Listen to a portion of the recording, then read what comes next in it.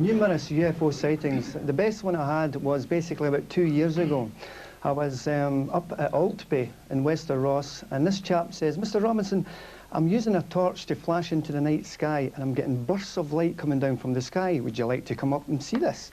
Well, I said yes, and I travelled up to Altby, and we did a sky watch essentially. It was a lovely, lovely Scottish scenery, a lovely starry sky. It was a half moon casting a soft glow across the countryside. Lovely, lovely it was. And he said he got his torch out, he started flashing into the night sky, and he says, "Mr. Robinson, this is essentially what I do." His words were no longer out his mouth, and hand on heart, it was a column, a burst of light came tumbling down from the heavens. It was like a rope ladder of light. It just came tumbling down, and it stopped, and it retracted back. It's incredible. Graham Young. Can I ask on the other side there, why is it that astronomers, in particular amateur astronomers, who are looking at the sky all the time, especially those that are interested in certain phenomena such as shooting stars and the like, never see things that are unusual? They always seem to see things that can be explained. There are actually numerous reports of astronomers seeing UFOs in the sky, or lights in the sky.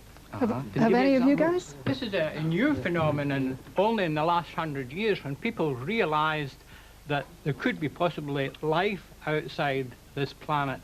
And I think that long ago they would have said, if there had been aliens and so on. I mean, long ago they had trolls. Why do you like say that. it's not?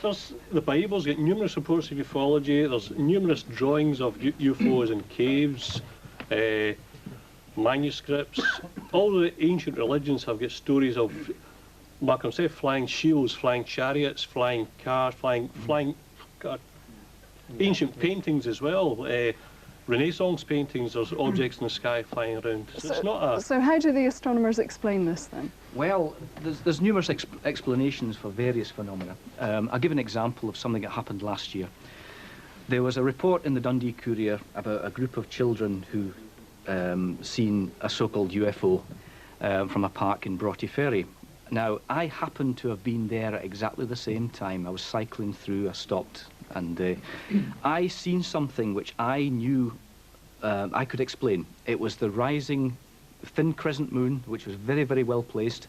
It was in conjunction with two bright planets. It was on the horizon. The sky was very, very clear, and it looked very impressive, but I knew what it was. And it was? I get the impression these children were probably playing in the bushes, and they looked, and they suddenly seen this apparition, and became very, very, well, mildly hysterical. So that one explanation explains the whole UFO. Well, it's an example. I would just like to say that our society try and look for the most rational explanation to account for these sightings. Right. We as well try and provide a rational explanation. In fact, 95% of all UFO reports have natural identifiable solutions.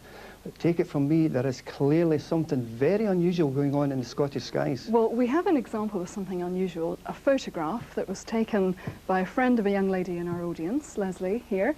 Now, you were out having a day out with your friends, took some photographs, had them developed, and this came back. What did you think when you saw that?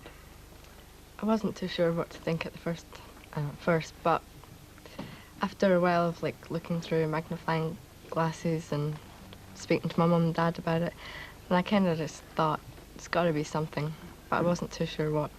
And Donald here, a professional photographer, took a look at it, and you thought what? I was asked by the News of the World to look into this one. I had a look at the negative, checked all the other negs left, you know, to the end of the film on either side, made sure that it wasn't a processing fault, which it wasn't.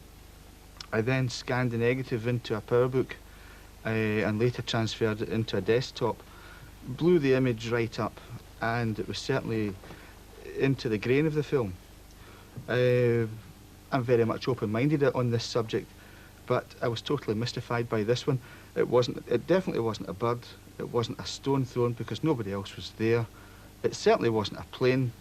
It was fast. It was a fast-moving object. If it had been a plane or a bird, the shutter speed would have frozen it dead. But this was cylindrical in shape. Well, Brian Kelly, you say that you can explain most of the sightings and happenings. I think that most of the sightings, yes, can be explained. And again, as an astronomer who spends a lot of time looking at the sky, I know that from my own point of view, Graham was saying that astronomers don't see anything unusual. I wouldn't quite go that far. I would say, yes, we do see